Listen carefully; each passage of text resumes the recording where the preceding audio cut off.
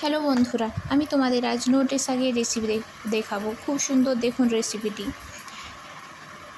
একটি কড়াইয়ে হালকা তেল দিয়ে আমি কতগুলো বাদামকে ভেজে নেব। লাল লাল ভাজা হয়ে যাওয়ার পর তুলে নিয়ে তাকে আমি কতগুলো বড়ি নিয়ে দেবো। বড়িগুলো খুব সুন্দরভাবে ভেজে নেব একটু নুন দিয়ে। ভাজা হয়ে গেলে তুলে নিলাম, তাতে একটু পোস্ত দিয়ে দিলাম, দুটো শুকনো লঙ্কাকে ছিঁড়ে দিয়ে দিলাম। শুকনো লঙ্কাগুলো ভাজা হয়ে গেলে তাতে আমি নোটে শাকগুলো তুলে দিলাম। নোটে শাকগুলো তুলে দেওয়ার পরে হালকা নেড়ে দিলাম, দিয়ে ঢাকুন দিয়ে রেখে দিলাম। দিয়ে দেখো খুব সুন্দর একটু সিদ্ধ হয়ে গেছে, তাতে একটু লবণ একটু হলুদ দিয়ে আবার খুব সুন্দরভাবে নেড়ে নেব।